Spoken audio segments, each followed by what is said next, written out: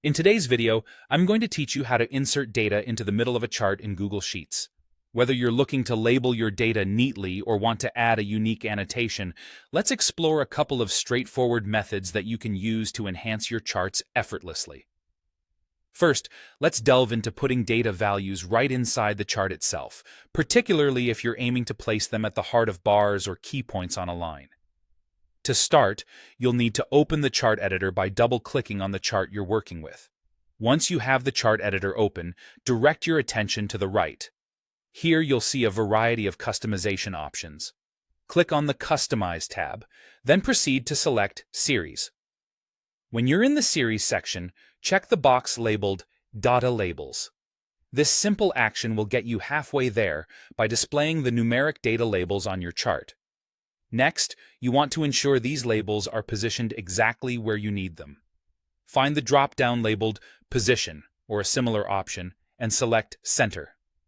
By doing this, the labels will nest themselves right in the middle of your bars for bar or column charts or directly over your data points if you're dealing with line charts. This approach is incredibly intuitive and leverages the built-in functionalities of Google Sheets, making it a breeze to highlight your data effectively. Now, let's pivot to the scenario where you want to add something a bit more personalized, like a custom text box or annotation, smack dab in the middle of your chart. This method comes in handy if you're looking to insert a message or note, say, "Goal reached," or anything specific that enhances the storytelling aspect of your data. To achieve this, you'll need to navigate over to the Insert menu found right on the top of Google Sheets and choose Drawing. This opens up a canvas for creativity where you can craft your perfect annotation.